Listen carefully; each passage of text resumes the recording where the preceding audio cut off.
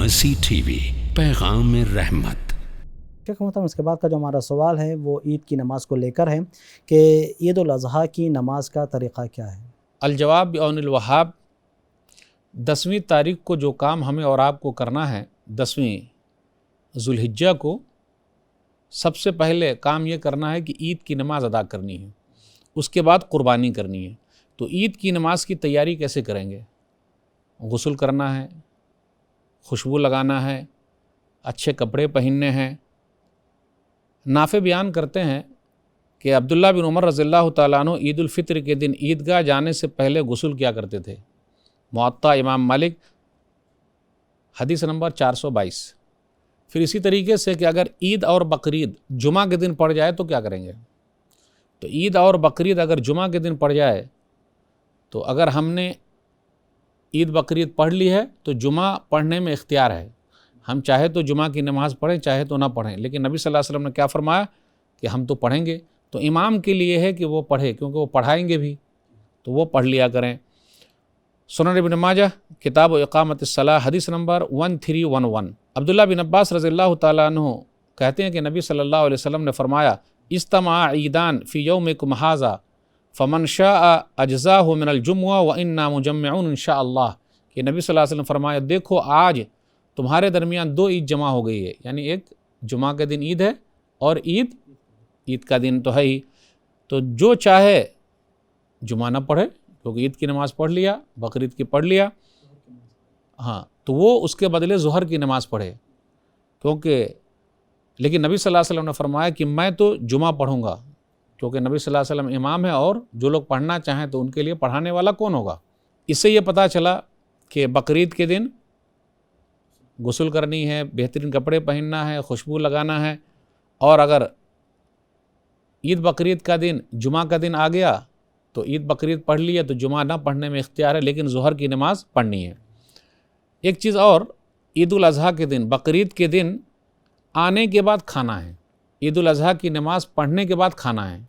نبی صلی اللہ علیہ وسلم جب عیدگاہ سے واپس آتے تو کھاتے تھے، اور عید میں کیا ہے کہ نبی صلی اللہ علیہ وسلم کھا کے جاتے، تو 3 کھجور یا 5 کھجور یا 7 کھجور کھا کے جاتے، اور بقرعید میں کیا کرتے؟ آنے کے بعد نبی صلی اللہ علیہ وسلم کھاتے۔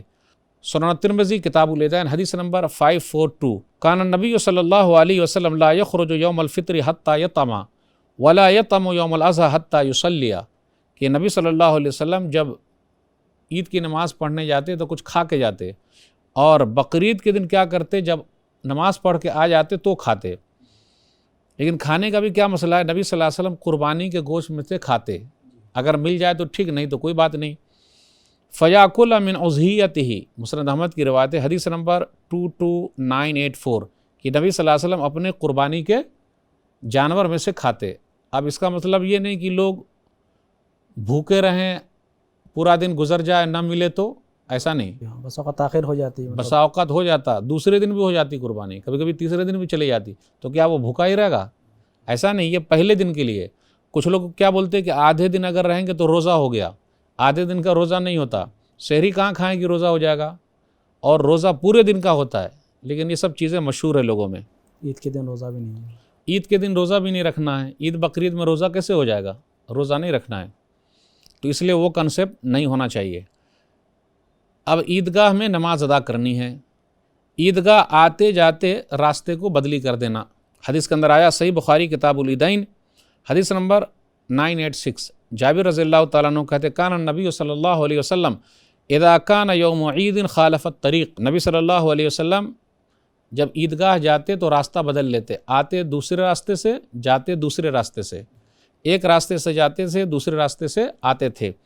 اس کے اندر بہت ساری حکمتیں ہیں، تاکہ دونوں راستہ قیامت کے دن گواہی دے، دونوں راستے میں تکبیرات جب ہو تو سب لوگ گواہی دیں، اور اسلام کا جو شعار ہے وہ نظر آنی چاہیے۔ تو ہم اور آپ تکبیرات پڑھتے رہیں، اللہ اکبر لا الہ الا اللہ واللہ اکبر وللہ الحمد، اللہ اکبر کبیرہ والحمد للہ کثیرہ وسبحان اللہ بکرۃ واصیلا۔ عید الاضحیٰ بقرعید کی نماز جلدی پڑھنی چاہیے، عید کی نماز ذرا تاخیر کر کے بھی پڑھیں گے تو چلے گا، اس لیے بھی کیوں قربانی جو کرنی ہے، اس لیے بھی کہ نبی صلی اللہ علیہ وسلم نے ایسا پڑھا ہے۔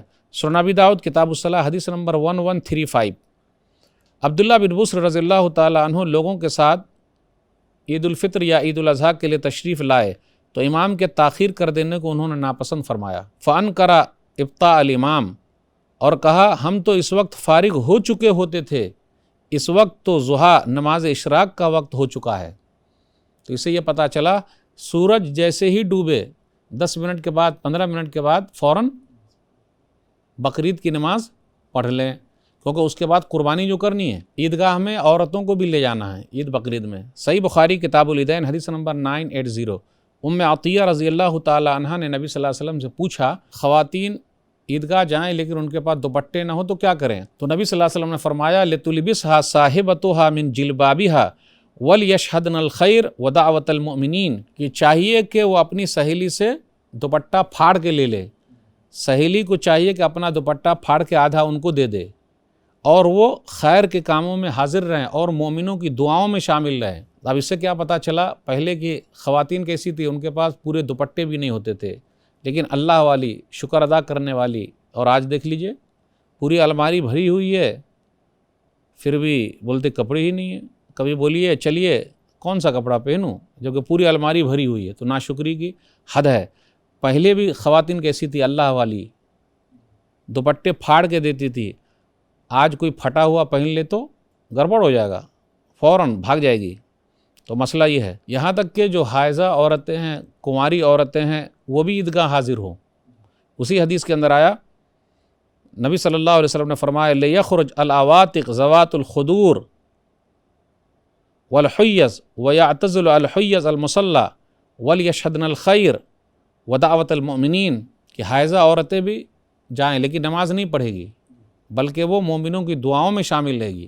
تو پتہ یہ چلا کہ وہاں پر دعاؤں کا اہتمام کرنا چاہیے عیدگاہ میں، تو اہتمام کریں، دعا مانگیں۔ افسوس کی بات یہ ہے کہ کہیں کہیں پر آپ دیکھیے گا کہ خواتین الگ سے خواتین کے لیے عید بقرعید کا اہتمام کرتی ہے مسجدوں میں، اور مرد لوگ کیا کرتے ہیں وہ جاتے ہیں عیدگاہ میں۔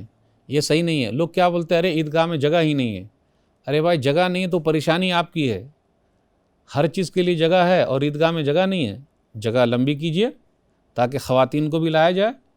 مارکیٹ میں جا رہی ہیں، گھومنے پھرنے جا رہی ہیں تو وہاں کوئی مسئلہ نہیں، لیکن عیدگاہ کے لیے آئیں گے تو مسئلہ۔ اور ایسی کچھ خواتین ہیں جو حافظہ عالمہ ہیں، کچھ کو پڑھانے کا بہت شوق ہوتا، تو وہ بھی ہمجولیوں کے ساتھ عید بقرعید کی نماز کے لیے کہاں پہنچ جائیں گی؟ مسجد میں۔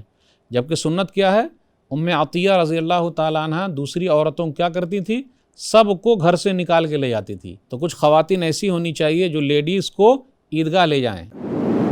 مرسی ٹی وی کے مزید ویڈیوز کے لیے ہمارے چینل کو سبسکرائب کریں اور بیل آئیکن کو کلک کرنا نہ بھولیں۔ جزاک اللہ خیر۔